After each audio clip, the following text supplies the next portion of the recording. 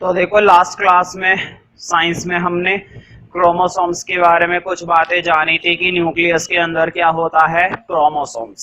Nucleus के अंदर क्या कंटेन हुए भी होते हैं, क्रोमोसोम्स।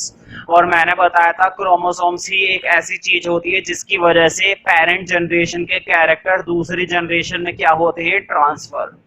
पेरेंट जनरेशन के कैरेक्टर दूसरी जनरेशन में क्या होते हैं, ट्रांसफर होते हैं। ठीक है, तो लेकिन मैंने क्रोमोसोम्स के बारे में समझाई थी बातें, लिखवाया कुछ नहीं था क्योंकि लिखने का काम अब करेंगे हम। ठीक है, तो आई थिंक 4th पॉइंट तक मैंने लिखवा दिया है। ठीक है, अब तुम्हें लिखना है 5th पॉइंट में, और 5th पॉइंट में तुम्हें मालूम है किसके बारे में मैं लिखवाऊंगा, क्रोमोसोम्स के बारे में। ठीक है, तो लिखो क्रोमोसोम्स के लिए, लिखो nucleus contain chromosomes, nucleus contains chromosomes, nucleus contains chromosomes, it is। तो मुझे बताओ इनका पता है स्ट्रक्चर कैसा होता है, इनका स्ट्रक्चर रोड शेप होता है। रोड शेप कैसा स्ट्रक्चर होता है, रोड शेप। रोड शेप का मतलब होता है लंबा। ठीक है, इस तरह से लंबा। ठीक है, तो लिखो it is road shaped structures, it is road shaped structures. तो कई बार पूछा जाता है क्रोमोसोम्स का काम क्या होता है, तो ध्यान रखना क्रोमोसोम्स क्या करते हैं, एक जनरेशन की इंफॉर्मेशन को दूसरी में ट्रांसफर करते हैं, दूसरे जनरेशन की इंफॉर्मेशन को तीसरी जनरेशन में ट्रांसफर करते हैं। तो इस तरह से ना कैरेक्टर ट्रांसफर होते रहते हैं। लेकिन क्या कैरेक्टर एग्जैक्टली ट्रांसफर होते हैं, बताओ। अगर पेरेंट्स के हेयर कर्ली है, घुंघराले बाल हैं, तो जरूरी बच्चों के भी बाल घुंघराले होंगे? नहीं, इट मे बी डिफरेंट, है ना, डिफरेंस हो सकता है, वेरिएशन होता है। ठीक है, तो क्रोमोसोम्स एक से दूसरे में, दूसरे से तीसरे में क्या ट्रांसफर करते हैं, डीएनए। वो हेरिडिटी को ट्रांसफर कर रहे हैं, वो इंफॉर्मेशन को ट्रांसफर कर रहे हैं, लेकिन किस फॉर्म में ट्रांसफर कर रहे हैं, डीएनए की फॉर्म में। अब ये क्या नया वर्ड आ गया, डीएनए। तो ध्यान रखना डीएनए एक केमिकल कंपाउंड होता है, एक केमिकल मॉलिक्यूल होता है। इसके बारे में मैं अभी बताऊंगा। जब एक जनरेशन से दूसरी जनरेशन में इंफॉर्मेशन ट्रांसफर की जाती है ना, तो किस फॉर्म में ट्रांसफर की जाती है, डीएनए की फॉर्म में। ठीक है, तो लिखो it is road shaped structure, chromosomes, chromosomes contain information, contain information, chromosomes contain information. और मैंने बताया था किस तरह की इंफॉर्मेशन कंटेन करते हैं, लिख लो कंटेन इंफॉर्मेशन फॉर इनहेरिटेंस। अभी मैं बताता हूं इसका मतलब क्या है, कंटेन्स इंफॉर्मेशन फॉर इनहेरिटेंस। देखो इनहेरिटेंस का मतलब होता है कुछ कैरेक्टर हमारे अंदर पेरेंट्स से मिलते हैं, कुछ कैरेक्टर्स हमारे नए होते हैं। मतलब कुछ कैरेक्टर तो हमें अपने पेरेंट्स से बिल्कुल एक जैसे मिले हैं और कुछ कैरेक्टर बिल्कुल डिफरेंट मिले हैं। ये कहलाता है इनहेरिटेंस। और किसकी वजह से हो रहा है, क्रोमोसोम्स की वजह से, क्योंकि तुम्हारा डीएनए भी बिल्कुल वही है जो तुम्हारे फादर का है, जो तुम्हारी मदर का है, जो तुम्हारी पिछली जनरेशन का है, वही डीएनए तुम्हारे अंदर है। और तुम्हारा ही डीएनए नेक्स्ट जनरेशन के अंदर ट्रांसफर होगा, फिर उनका डीएनए नेक्स्ट जनरेशन में ट्रांसफर होगा। लेकिन धीरे धीरे इस डीएनए में क्या आते रहते हैं, चेंजेस आते रहते हैं। यही कहलाता है इनहेरिटेंस। थोड़ा बहुत तो सिमिलर रहता है और थोड़ा बहुत डिफरेंट हो जाता है। मतलब कुछ कुछ कैरेक्टर एक जैसे रहते हैं और कुछ कुछ कैरेक्टर बदल जाते हैं। यही कहलाती है इनहेरिडिटी, इनहेरिटेंस। इसके बारे में हम 10th क्लास में ज्यादा डीपली पढ़ेंगे, फिलहाल इतनी इंफॉर्मेशन काफी है। तो लिख लो chromosomes contain information for inheritance. Board पे लिखी हुई है स्पेलिंग इनहेरिटेंस की, for inheritance, inheritance of features, inheritance of features. मतलब कुछ फीचर्स सिमिलर बनते हैं और कुछ फीचर्स नए बनते हैं। कुछ फीचर्स तो हमें पेरेंट्स से बिल्कुल एक जैसे मिल जाते हैं और कुछ फीचर्स बिल्कुल डिफरेंट मिलते हैं। Inheritance of features. तो इनहेरिटेंस का मतलब दो तरह से होता है, सिमिलर कैरेक्टर भी और डिसिमिलर कैरेक्टर भी। जैसे मैंने लास्ट क्लास में एग्जांपल दिया था, ये जो हमारा ईयर लोब होता है, ये चीज, ये जो खाली यहाँ पर हटी भी होती है, तुम अपने परिवार में ही देखना, कुछ मेंबर की खाल बिल्कुल चिपकी भी होती है और कुछ मेंबर की खाल बिल्कुल अलग होती है, तो यही कहलाती है इनहेरिटेंस। ठीक है, कुछ कैरेक्टर में सिमिलर होता है और कुछ कैरेक्टर में डिसिमिलर होता है, और सिर्फ किसकी वजह से? क्रोमोसोम्स की वजह से। ठीक है,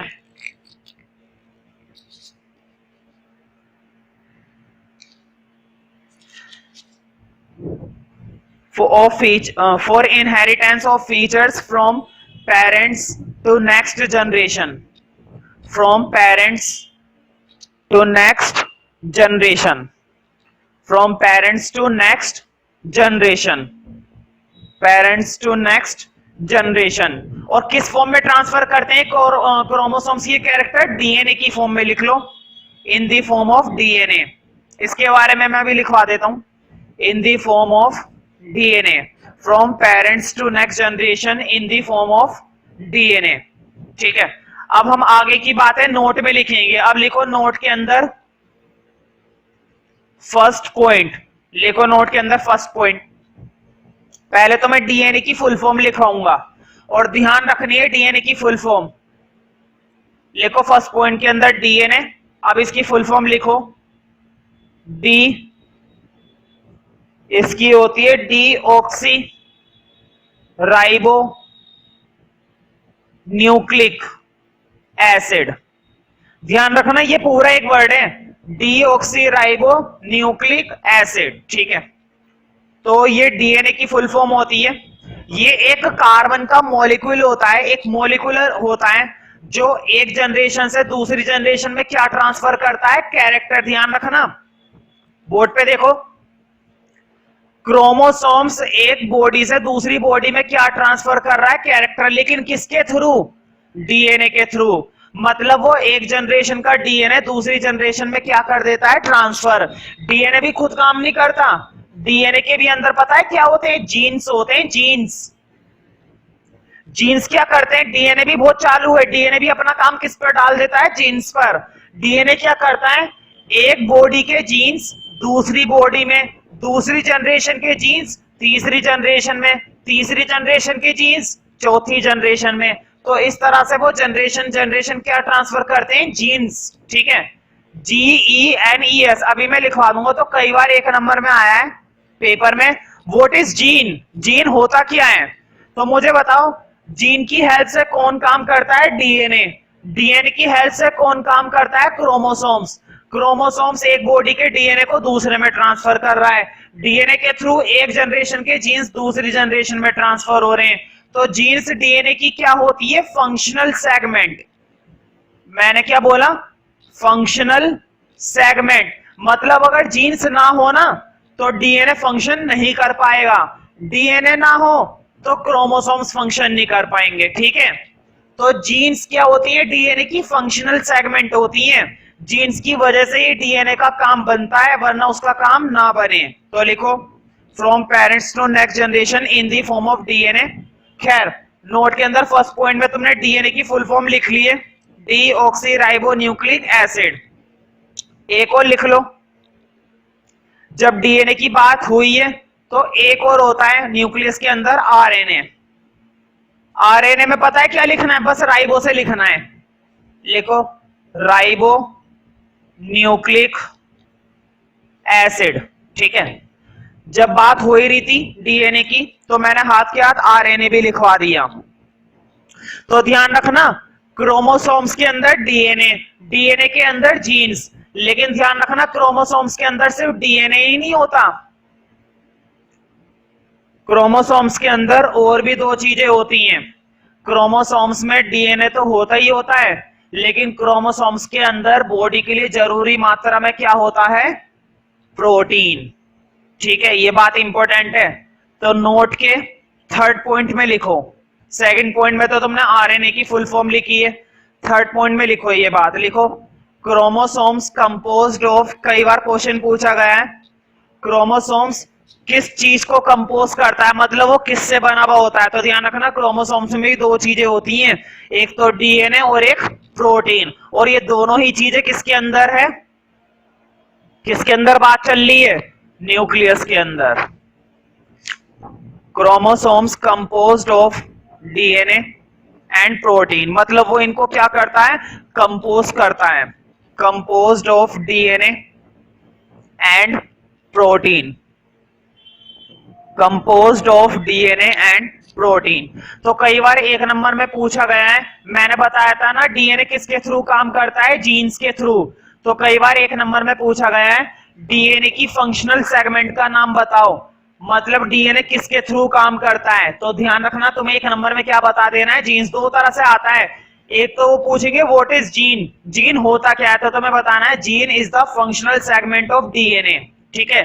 जीन डीएनए की क्या है, फंक्शनल सेगमेंट है। और एक आता है डीएनए की फंक्शनल सेगमेंट बताओ, तो तुम्हें बता देना the functional segment of DNA is gene, ठीक है। तो ये बात चौथे पॉइंट में लिख लो, लिखो फंक्शनल सेगमेंट्स ऑफ डीएनए। और ये कोई एक नहीं होते जीन, बहुत सारे होते हैं, बहुत सारी सेगमेंट होती हैं, एक सेगमेंट नहीं होती। सेगमेंट का मतलब होता है लेयर, एक लेयर नहीं होती, बहुत सारी लेयर होती हैं। तो लिखो functional segment of DNA are called, functional segments of DNA are called genes, functional segments of DNA are called genes, क्या कहलाती हैं, जीन्स। तो अब देखना ये है, तो देखो क्रोमोसोम एक जनरेशन के कैरेक्टर दूसरी जनरेशन में ट्रांसफर करते हैं, किसके द्वारा, डीएनए के द्वारा। डीएनए एक जनरेशन से दूसरी जनरेशन में ट्रांसफर होता है किसकी हेल्प से, जीन्स की हेल्प से। मतलब एक जनरेशन से दूसरी जनरेशन में जीन्स क्या कर दिए जाते हैं, ट्रांसफर। ये सारा कहलाता है जेनेटिक मटेरियल। ये सारी चीजें मिलकर क्या बनती है, जेनेटिक मटेरियल। जेनेटिक मटेरियल का मतलब होता है तुम्हारी खासियत बिल्कुल वही होगी जो तुम्हारे पेरेंट्स की होगी। हाँ, थोड़ा बहुत डिफरेंस पाया जा सकता है, थोड़ा बहुत डिफरेंस पाया जा सकता है, लेकिन नॉर्मली जेनेटिक मटेरियल वही ट्रांसफर किया जाता है जो तुम्हारे पेरेंट में होता है, ठीक है। और ये सारा मटेरियल होता कहां पर है, ये सारा मटेरियल होता है न्यूक्लियस के अंदर। ध्यान से समझो जो मैं बताने वाला हूं, क्रोमोसोम्स, डीएनए, जीन्स, ये सारी चीजें मिलाकर बनाती है जेनेटिक मटेरियल। और ये जेनेटिक मटेरियल किसके अंदर होता है, न्यूक्लियस के अंदर। और मैंने बताया था, देखो बोर्ड पे, मान लो ये सारा मैंने क्या लिखवा रखा है, जेनेटिक मटेरियल। और ये जो मैंने बॉक्सा बना दिया है ना इसके चारों ओर, मान लो ये उस सेल की क्या बनी हुई है, न्यूक्लियस। सपोज मैंने ये क्या बना रखी है, पूरी की पूरी न्यूक्लियस। और इस न्यूक्लियस के अंदर क्या भरा हुआ है, ये सारा, अब ये भी बताया था, ये सारा का सारा क्या है, जेनेटिक मटेरियल है। उस दिन मैंने तुम्हें क्रोमोसोम्स के स्ट्रक्चर भी दिखाए थे डीएनए के बनाकर, है ना। मैंने दो बातें बताई थी, इसके चारों ओर कभी कभी डबल लेयर का कवर होता नहीं है, क्या बोलते हैं उस डबल लेयर के कवर को, बताओ। उस डबल लेयर के कवर को बोला जाता है न्यूक्लियर मेम्ब्रेन। लेकिन क्या ये न्यूक्लियर मेम्ब्रेन हमेशा होता है, कभी कभी नहीं होता। किन में नहीं होता है ये न्यूक्लियर मेम्ब्रेन, मैंने बताया था बैक्टीरिया के अंदर अक्सर ये एनवलप क्या होता है, एब्सेंट होता है। न्यूक्लियर मेम्ब्रेन नहीं होता बैक्टीरिया के अंदर। कुछ एल्गी भी ऐसी होती है जिनमें न्यूक्लियर मेम्ब्रेन नहीं होता, तो वहां पर ये जेनेटिक मटेरियल कैसा पड़ा हुआ होता है, खुला हुआ। देखो कोई कवर नहीं है, पूरा का पूरा जेनेटिक मटेरियल ऐसे ही खुला हुआ पड़ा रहता है। लेकिन हाँ, ऐसा नहीं है पूरे सेल के अंदर फैला हुआ होता है, एक जगह इकट्ठा होता है भाई।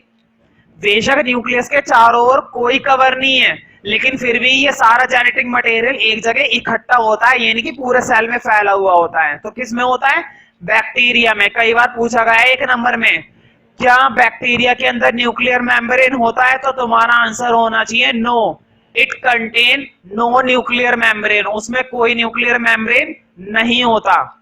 तो ये बात तुम लिख लो 5वें पॉइंट में, लिखो some organisms like bacteria,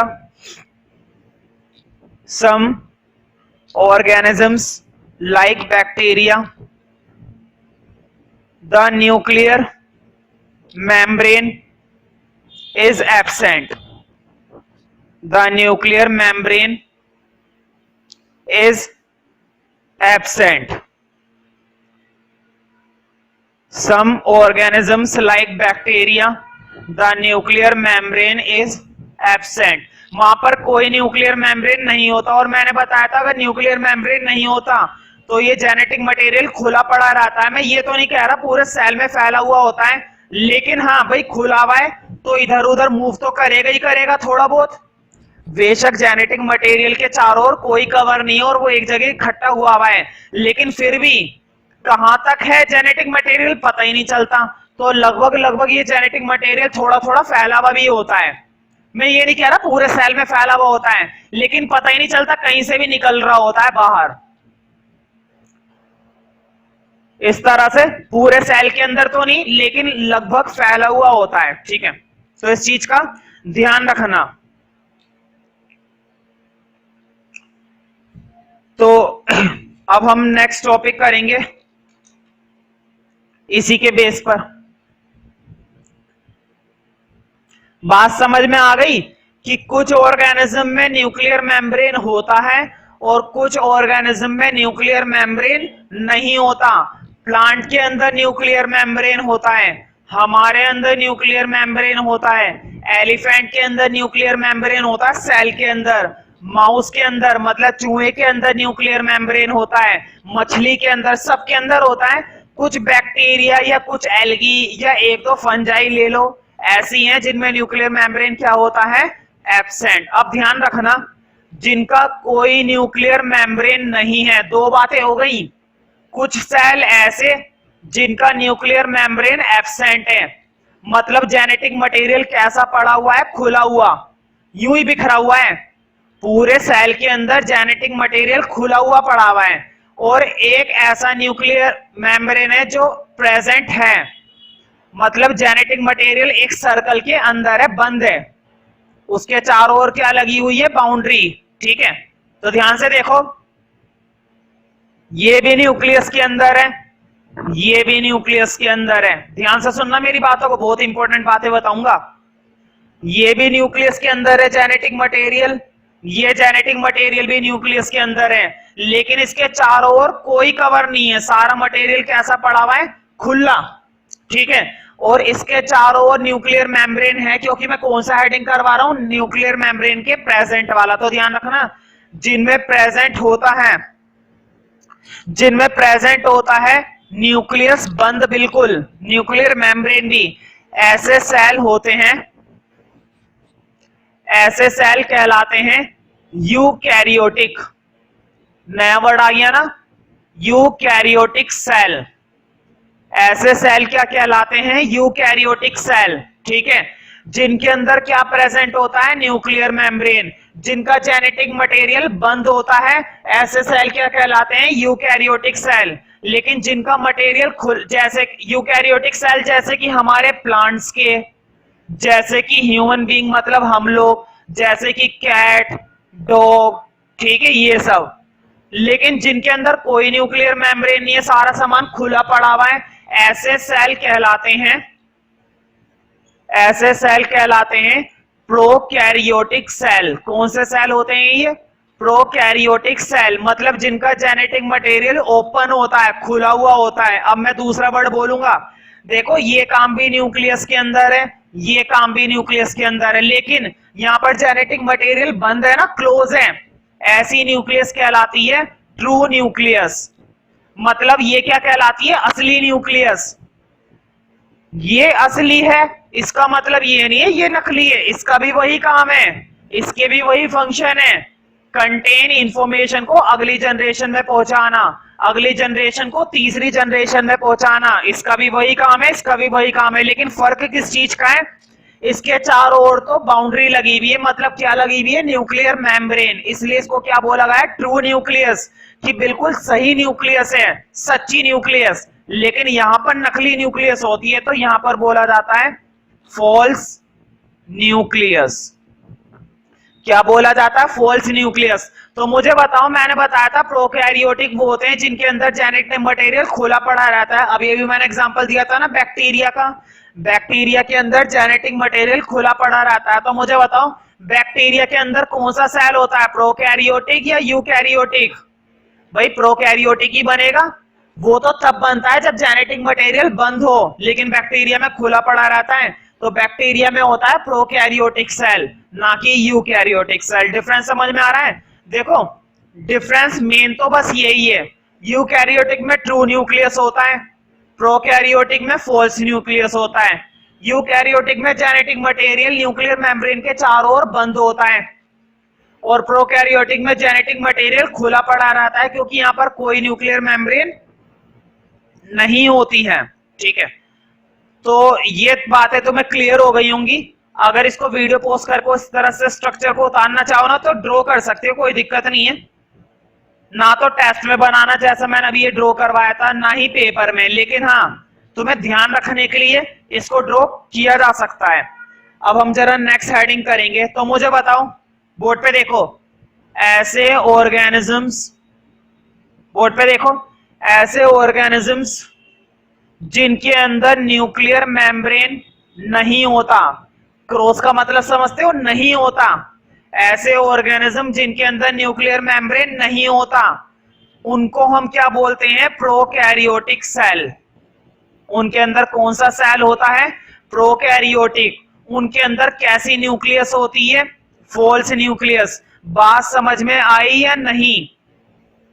nuclear membrane नहीं है, जेनेटिक मटेरियल खुला पड़ा है, इसका मतलब उसके अंदर कौन सी न्यूक्लियस है? नकली। फॉल्स का मतलब होता है नकली न्यूक्लियस। नकली का मतलब ये नहीं कि उसकी न्यूक्लियस नकली है, नकली सिर्फ इसलिए काम तो बिल्कुल न्यूक्लियस वाला हो रहा है, जो जेनेटिक मटेरियल नेक्स्ट जनरेशन में भेजना है वो जेनेटिक मटेरियल न्यूक्लियस के अंदर है।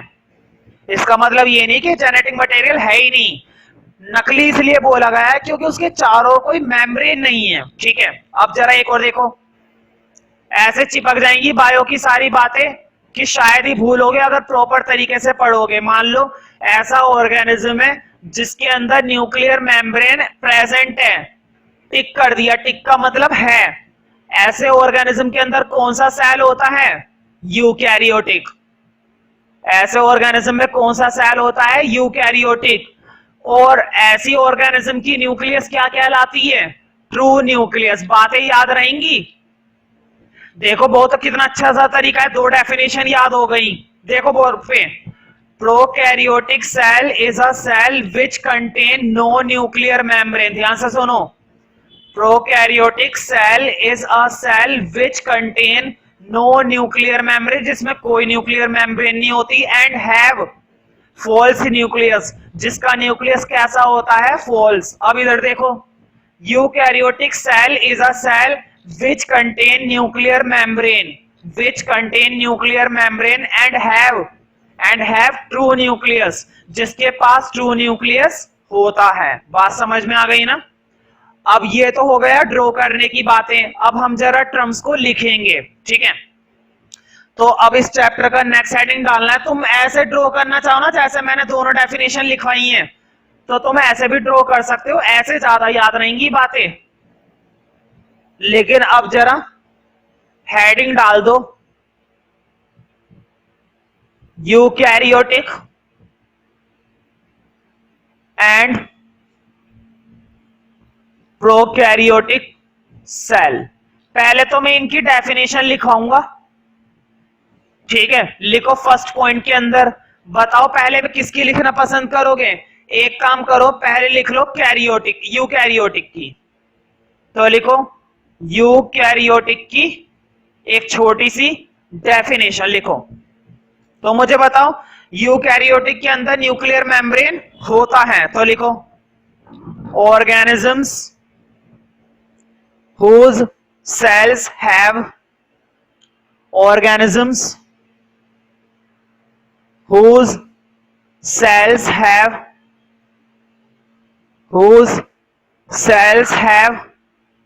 न्यूक्लियर मेम्ब्रेन, जिनमें क्या होता है? न्यूक्लियर मेम्ब्रेन होता है। मतलब जिनके अंदर क्या प्रेजेंट होता है? Nuclear membrane. The organisms whose cells have nuclear membrane are called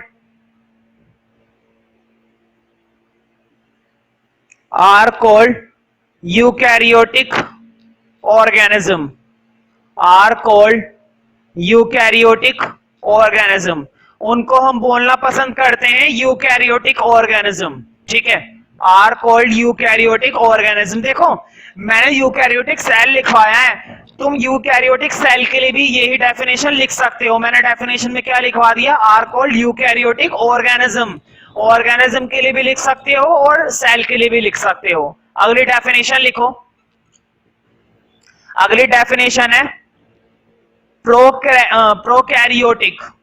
तो लिखो प्रोकैरियोटिक के लिए तुम खुद बना सकते हो, लिखो organisms whose cells, organisms whose cells, whose की स्पेलिंग पता है ना, WHOSE, whose, organisms whose cells lack of nuclear membrane। lack का मतलब होता है कमी होना, जिनमें कोई न्यूक्लियर मेम्ब्रेन नहीं होती है, जिनमें न्यूक्लियर मेम्ब्रेन की कमी होती है, ठीक है। whose cells lack of nuclear membrane, whose cells lack of nuclear membrane are called prokaryotic organisms, whose cells lack of nuclear membrane are called prokaryotic organisms, are called prokaryotic organisms, ठीक है। ये तो हुई इनकी डेफिनेशन की बात। अब जरा इनका डिफरेंस देखते हैं। तो थर्ड पॉइंट में लिखो डिफरेंस। जब भी टेस्ट में लिखो चाहे पेपर में लिखो, कोई सा भी डिफरेंस हमेशा टेबल में लिखो। तो थर्ड पॉइंट में हम लिखेंगे डिफरेंस, तो हेडिंग डाल देना थर्ड पॉइंट में डिफरेंस। और किन के बीच का डिफरेंस बनाएंगे, यूकैरियोटिक और प्रोकैरियोटिक।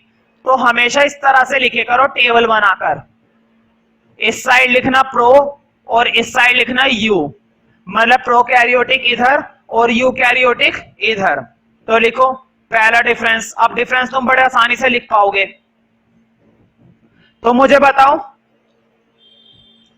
न्यूक्लियर मेम्ब्रेन एब्सेंट होती है, न्यूक्लियर मेम्ब्रेन प्रेजेंट होती है ना। पता है प्रोकैरियोटिक में ना ज्यादातर चीजें एब्सेंट ही होती है और यूकैरियोटिक में ज्यादातर चीजें प्रेजेंट होती है। तो पहला डिफरेंस लिखो, लिखो लिखो prokaryotic cell, prokaryotic cell contain no nuclear membrane, prokaryotic cell contain no nuclear membrane, prokaryotic cell contain no nuclear membrane. इसमें कोई न्यूक्लियर मेम्ब्रेन नहीं होता। अब उस साइड लिखो, eukaryotic cell contain nuclear membrane, उसमें होता है।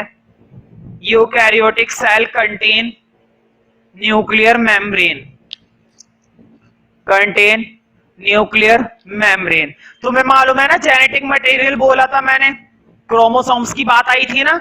ध्यान रखना, यहां पर तो सिर्फ एक ही क्रोमोसोम्स होता है और यहाँ पर एक से ज्यादा होते हैं। यहाँ पर सिर्फ सिंगल क्रोमोसोम होता है। मालूम है बैक्टीरिया, तुम सोचो बैक्टीरिया के अंदर सिर्फ एक ही सिंगल क्रोमोसोम है, लेकिन वो फिर भी कितनी तेजी से फैलता है। तो सबकी अपनी अपनी खासियत है। फिलहाल अगला डिफरेंस लिखो, लिखो सेकंड प्रोकैरियोटिक के लिए लिखो, इट कंटेन सिंगल क्रोमोसोम। मतलब प्रोकैरियोटिक में सिर्फ एक ही क्रोमोसोम होता है। It contain single chromosome, it contain single chromosome. और उधर लिखो यूकैरियोटिक में साइड लिखो, it contain more than one chromosome. मतलब यहां पर एक से ज्यादा होते हैं, मतलब 2 हो सकते हैं, 3 हो सकते हैं, कितने भी हो सकते हैं।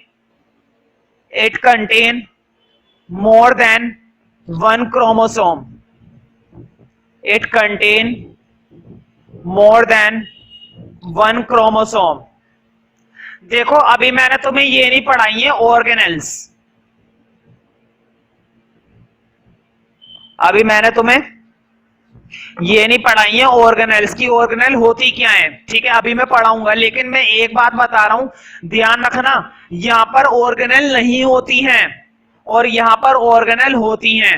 होती क्या है अभी बता दूंगा, टेंशन मत लो, बस इतना ध्यान रखो, यूकैरियोटिक सेल के अंदर ऑर्गेनेल्स होती हैं और प्रोकैरियोटिक सेल के अंदर ऑर्गेनेल क्या होती है, एब्सेंट। अब मैं बताता हूँ ऑर्गेनेल, अभी मैं रफली बता रहा हूं क्योंकि अभी जब हेडिंग आएगा तब मैं पूरा एक्सप्लेन करूंगा, लेकिन पहले मैं बता रहा हूं।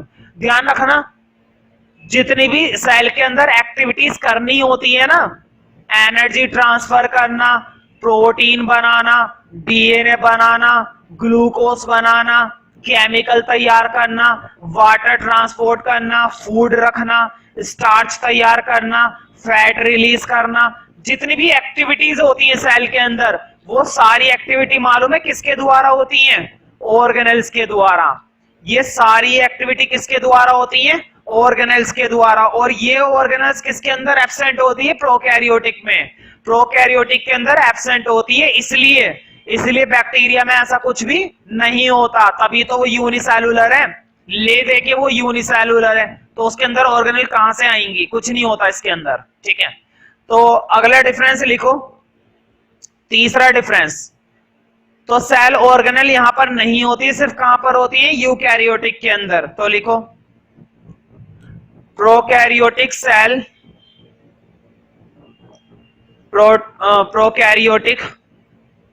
Prokaryotic cell have no cell organelles. इसमें कोई सेल ऑर्गेनेल नहीं होती। स्पेलिंग बोर्ड पे देख लेना ऑर्गेनेल की, कभी गलत कर दो। Prokaryotic cell have no cell organelle, मतलब यहां पर कोई सेल ऑर्गेनेल नहीं होती। हैव नो सेल ऑर्गेनेल, लेकिन उस साइड होती है, तो लिखो उस side. Eukaryotic cell contain cell organelle, eukaryotic cell contain cell organelle, तो उसमें होती है यूकैरियोटिक। विशेष सूचना, यदि वीडियो के दौरान तुम कोई बात करते हो, बातें करने की वजह से यदि कोई टॉपिक या कोई बात छूट जाती है, तो वीडियो को रिपीट या बैक नहीं किया जाएगा।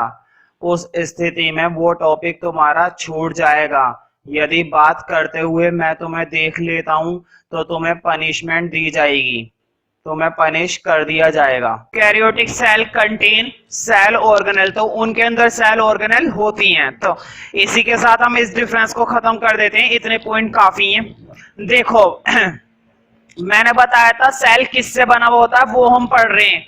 सबसे पहले मैंने सेल के बाहर वाली लेयर बताई, जिसे हम क्या बोलते हैं, प्लाज्मा मेम्ब्रेन।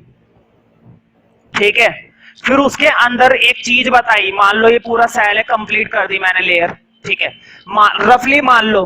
फिर मैंने बताई बिल्कुल बीचों बीच, उसे हम क्या बोलते हैं, न्यूक्लियस। उसके चारों ओर भी एक लेयर होती है, उसे हम क्या बोलते हैं, न्यूक्लियर मेम्ब्रेन। मतलब मैंने बीच की चीज बता दी, बाहर वाली चीज बता दी, अब बची है चीज बीच वाली बिल्कुल। और बीच का ये जो एरिया होता है, ये एरिया क्या कहलाता है, यह एरिया कहलाता है साइटोप्लाज्म। क्या बोलते हैं इस एरिया को, साइटोप्लाज्म। अभी वर्ड आया था ना ऑर्गेनेल, ध्यान रखना, जितनी भी ऑर्गेनेल होती है ना, एक सेल के अंदर कई सारी ऑर्गेनेल होती है, लेकिन हमें 5-6 पढ़नी है बस। ठीक है, जो तुम्हारी एनसीईआरटी में जितनी भी ऑर्गेनेल होती है, वो पता है कहां पर होती है, इसी साइटोप्लाज्म के एरिया में फैली भी होती है हर जगह। अभी मैं बताऊंगा तब पढ़ाऊंगा। ठीक है, यहीं पर ही होती है कहीं ना कहीं पूरे से। ये होता क्या है साइटोप्लाज्म के अंदर, इसके अंदर है ना बिल्कुल गाढ़ा लिक्विड भरा हुआ होता है, चिपचिपा पदार्थ, जैसे शहद नहीं होता, बिल्कुल ऐसा लिक्विड भरा हुआ होता है इसके अंदर।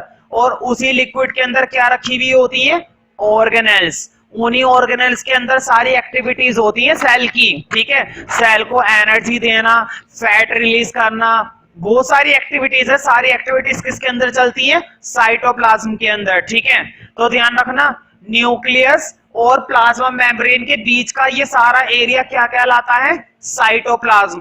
तो अब तुम्हें चैप्टर का नेक्स्ट हेडिंग डालना है, डाल दो हेडिंग साइटोप्लाज्म।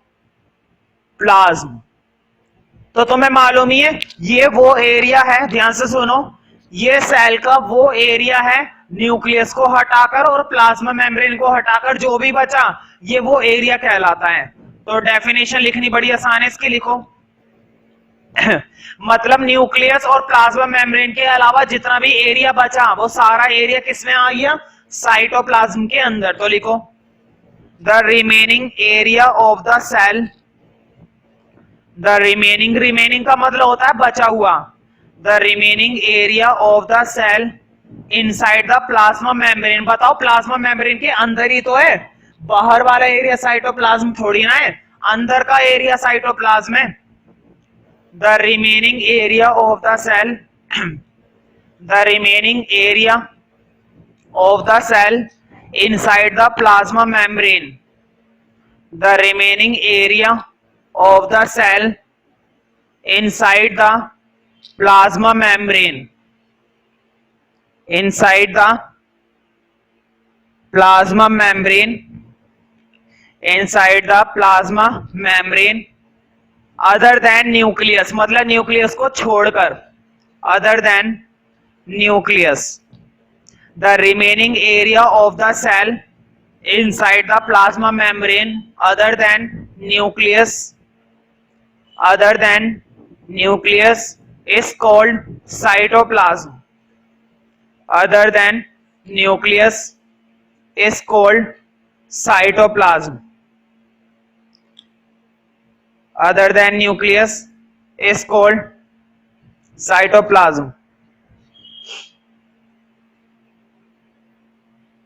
तो देखो मैंने बताया न्यूक्लियस और प्लाज्मा मेम्ब्रेन का बीच का एरिया, मान लो ये सेल है और ये न्यूक्लियस है सपोज मेरी तरफ से। रियल सेल बनाने में मुझे बड़ा टाइम लगेगा और शायद मुझसे बन भी नहीं पाएगा, सच बताऊं तो इतना अच्छा ड्रॉ नहीं कर पाऊंगा क्योंकि काफी टिपिकल भी है, ठीक है। इसलिए मैं समझाने के लिए रफली बना देता हूं, इसका मतलब ये नहीं कि सेल है, ठीक है, रफली। देखो मैंने बताया था पूरे के अंदर क्या भरा हुआ है, गाढ़ा लिक्विड, लेकिन ध्यान रखना थोड़ी बहुत जगह ऐसी होती है सेल के अंदर जहां पर इतना गाढ़ा लिक्विड नहीं होता। मान लो दो हिस्सों में मैंने डिवाइड कर दिया, ठीक है, यहां पर बहुत गाढ़ा लिक्विड है, मोर विस्कस, मोर विस्कस का मतलब है बहुत ज्यादा चिपचिपा, बहुत गाढ़ा, उंगली डालोगे फंस जाएगी। लेकिन यहां पर लेस विस्कस लिक्विड है, लेस विस्कस मतलब काफी ढीला ढाला, इतना चिपचिपा नहीं है। तो ध्यान रखना जहां पर लेस विस्कस लिक्विड होता है, ठीक है, उसको हम बोलते हैं एंडोप्लाज्म। क्या बोला जाता है उस एरिया को, एंडोप्लाज्म। और जहां पर बहुत ही ज्यादा गाढ़ा चिपचिपा लिक्विड होता है, बहुत हैवी लिक्विड होता है, वहां पर बोला जाता है उस एरिया को एक्टोप्लाज्म। तो कुल मिलाकर बात क्या हुई कि साइटोप्लाज्म भी दो पार्ट में डिवाइड होता है। वो एरिया जहां पर ज्यादा विस्कस लिक्विड है वो क्या कहलाता है, एक्टोप्लाज्म। और वो एरिया जहां पर बहुत ही कम विस्कस लिक्विड है, विस्कस का मतलब होता है चिपचिपा, गाढ़ा, शहद होता है ना, उसी की तरह, ठीक है। तो कुछ बातें अब तुम्हें नोट में लिखनी है, लिखो नोट के अंदर फर्स्ट पॉइंट लिखो। पहले मैं उस सरफेस की बात करूंगा जहां पर ज्यादा गाढ़ा लिक्विड होता है, तो लिखो जहां पर ज्यादा गाढ़ा लिक्विड होता है एक्टोप्लाज्म, यानी कि मैं बात करूंगा एक्टोप्लाज्म की। तो लिखो नोट के अंदर फर्स्ट पॉइंट लिखो, under the surface of the cell, मतलब सेल के अंदर, न्यूक्लियस को हटाकर, न्यूक्लियस के अलावा, under the surface of the cell, under the surface of the cell the cytoplasm is more viscous. Spelling में प्रॉपर लिख देता हूं क्योंकि इसके अंदर तो काफी घिचपिच में लिखी है, यहां पर तुम्हें समझ में आ जाएगी। Under the surface of the cell the cytoplasm is more viscous, under the surface of the cell the cytoplasm is more viscous, मतलब साइटोप्लाज्म बहुत ज्यादा विस्कस होता है। विस्कस मतलब उसके अंदर बहुत गाढ़ा लिक्विड भरा हुआ होता है। The cytoplasm is more viscous and it is called ectoplasm, and it is called ectoplasm. क्या बोला जाता है इसको, ectoplasm, and it is called ectoplasm, ठीक है। मतलब साइटोप्लाज्म का वो एरिया जो ज्यादा विस्कस है एक्टोप्लाज्म, साइटोप्लाज्म का वो एरिया जो कम विस्कस है एंडोप्लाज्म। तो लिखो नंबर 2 में, नंबर 2 में लिखो the internal cytoplasm, the internal cytoplasm less viscous, the internal cytoplasm less viscous मतलब कम चिपचिपा, कम गाढ़ा, ठीक है। The internal cytoplasm less viscous and it is called endoplasm, and it is called endoplasm, and it is called endoplasm. तो हम उसको क्या बोलना पसंद करते हैं? एंडोप्लाज्म। ठीक है, अब जरा मैं कुछ बातें बताऊंगा साइटोप्लाज्म के बारे में। देखो साइटोप्लाज्म के अंदर मैंने अभी भी बताया था, जब यूकैरियोटिक चल रहा था टॉपिक, तब मैंने एक टॉपिक बोला था सेल ऑर्गेनेल्स। वर्ड याद आया? क्या बोला था मैंने? Cell organelles. मैंने ये बताया था सेल ऑर्गेनेल किसके अंदर होती हैं? साइटोप्लाज्म के अंदर होती हैं। लेकिन इसका मतलब ये नहीं कि साइटोप्लाज्म के अंदर सिर्फ ऑर्गेनेल ही होती हैं, दो कंपोनेंट और होते हैं। सेल के साइटोप्लाज्म के अंदर ही होता है साइटोसोल। अभी मैं बताता हूं होता क्या है। साइटोप्लाज्म के अंदर ही क्या रखा हुआ होता है? साइटोसोल। साइटोप्लाज्म के अंदर ही क्या रखी हुई होती है? ऑर्गेनेल्स। और साइटोप्लाज्म के अंदर ही एक चीज और होती है जो कि हमारी है सेल इंक्लूजन्स। क्या होती हैं? Cell inclusions. ठीक है, तो देखो हमारे सिलेबस के अंदर 9th क्लास में ज्यादातर बातें किसके बारे में बताई गई है? सिर्फ और सिर्फ ऑर्गेनेल के बारे में। लेकिन मैं इनके बारे में भी थोड़ी थोड़ी बातें बता दूंगा, तो ज्यादा टेंशन वाली बात नहीं है। लेकिन हम डीपली किसको पढ़ेंगे? ऑर्गेनेल्स को। इनका मतलब और इनका मतलब इतना एक्सप्लेन नहीं किया गया है एनसीईआरटी में, लेकिन मैं फिर भी थोड़ी बहुत लिखवा दूंगा। तो ये तीनों क्या कहलाते हैं साइटोप्लाज्म के? देखो साइटोप्लाज्म के अंदर इन तीनों चीजों को रखा जाता है। तो इन तीनों चीजों को साइटोप्लाज्म का क्या माना जाता है? कंपोनेंट्स। कंपोनेंट समझते हो? कंपोनेंट का मतलब है इन तीनों को मिलाकर क्या बनता है? साइटोप्लाज्म। और साइटोप्लाज्म के अंदर ये तीनों चीजें रखी जाती हैं, इसलिए क्या कहलाती हैं? कंपोनेंट। ठीक है, तो अगला हेडिंग डालना है। हेडिंग वही चल रहा है साइटोप्लाज्म, लेकिन उसी टॉपिक के अंदर तुम्हें अगला हेडिंग डालना है। अगला सब हेडिंग डाल देना, लिखो